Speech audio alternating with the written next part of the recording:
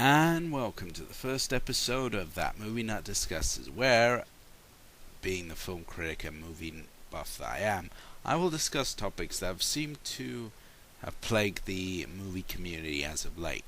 Now, in this first episode, we're going to tackle that age-old irritant that never seems to stop cropping into conversation: the remake.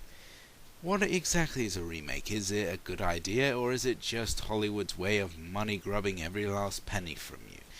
Now, unless you've lived under a rock, you pretty much should know what a remake is. It's basically when Hollywood, or any other studio anywhere in the world, takes an older film and redoes it with a new cast, new director, new everything.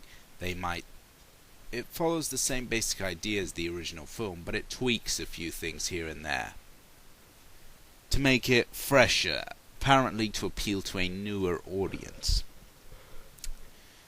Now, remakes are more famously associated with horror, and of course the Platinum Dune company, headed up by none other than master of quality, Michael Bay.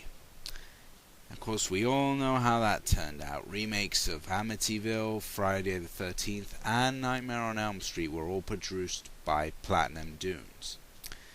And well, the ratings on Rotten Tomatoes and the general consensus of the public speak for themselves. They were dull, uninteresting, and a complete spit in the face to the original classics. But then again, is it really all bad for remakes? No. There have been plenty of good remakes, and the thing is, a common misconception is that remakes started in the 2000s and that it's Hollywood being unoriginal and greedy.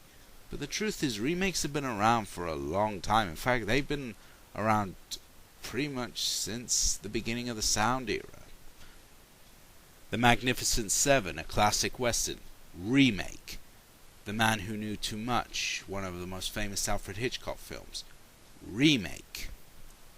King and I, partially a remake, both the musical and the live-action film starring Yul Brynner, were sort of a remake of sorts of the 1940s film starring Rex Tucker, as well as being an original adaptation. Invasion of the Body Snatchers from the 1970s, remake. Rat Race, remake. The Manchurian Candidate starring Denzel Washington, remake. And well, the list could go on and on. The point is that remakes have been going on for a lot longer than most people realize. And the thing is that not all remakes suck. This is the thing, is that remakes have become so stereotyped in pop culture as, oh my god, every time there's a remake it's going to suck and it's going to shit on the classics. But the thing is that when you think about it, there have been plenty of good remakes, like the ones I just mentioned. Magnificent Seven is a remake of a Japanese film that's had talked about samurai. And Magnificent Seven is a great film, and in fact it's an influential western. And for a remake to be influential, that's obviously a sign of quality. The Man Who Knew Too Much, a remake. It was directed by Alfred Hitchcock, one of the best directors in the whole history of filmmaking.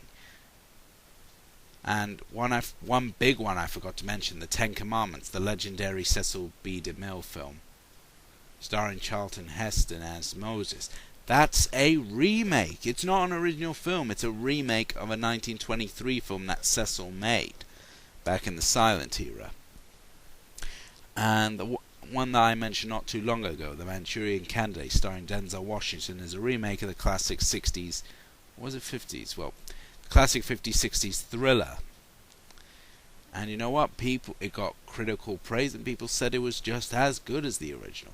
And this is the thing, is why we're going to really get to talk about, is the whole remakes are not necessarily always a bad thing.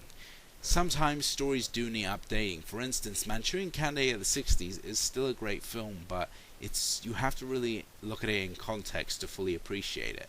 But the Manchurian Candidate, being more modern, is a bit more relevant.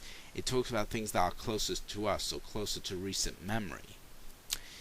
And there are some films out there that I'm just going to say do need a remake. Not because I want to see a newer version, but because I feel like it had wasted potential. A great example is Nathan Hayes' Savage Islands, a film that I reviewed not that long ago, the pirate film starring Tommy Lee Jones. That film deserves a remake. With the special effects and the action directing of today, it would be a great movie. The way it was shot in the 80s wasn't bad, but it felt like a TV pilot in many ways.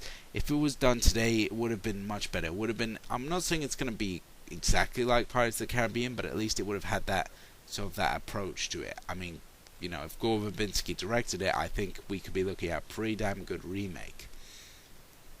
And the thing is, for me, a remake, a good remake, takes the basic ideas of the original and either improves on them or it brings them up to date, but doesn't alienate what made the original so good. At the end of the day, what makes Manchurian Candidate good is the fact that it's a balls-to-the-wall thriller, and that's true for the remake. What makes Magnificent Seven so good is the fact that it is such a good, endearing story, and that's what the original was. The point is that a remake should convey the power and the authority of the original, but as I said, be up to date. Use all the latest filmmaking technologies to its advantage to really bring it up to date and really sort of speak to the masses and say, this is the film, the original is over there on the DVD aisles if you want to go see it, but if you want to see a new, updated, modern version with new effects, new styles, new actors, all that, come see it. For me, a good remake should be able to do that. It should have no fear about being a remake. A remake should be able to stand on its own. It should be able to speak on its own terms. Remakes are not always necessarily a bad thing, unless, of course, as I said, they're produced by Platinum Dunes, in which case you're completely screwed. But for the most part, remakes can work. All you need is a competent director behind the camera and a good crop of actors, and bada bing bada boom, you've got your good film right there, even if it is a remake. I mean, I'm not saying that remakes should be the norm. I feel that remakes should start to thin out and be less and less and less. But the thing is that if you do it correctly, and if you put some effort into it, and you really think things through, and you say, okay, we can do this, this, and this, let's cut this out, let's change this, let's do something that's new, bold, and inventive, but at the same time has the sort of the general feel of the film. Like, say if the film is a horror movie, that it should still be scary. If it's a thriller, that should still be tense. If it's an action movie, that should still be exciting. The fact is that if you put competence into a remake, it can work. And that's all I had to say on the subject of remakes. So, hope you enjoyed this and expect more to come. Bye.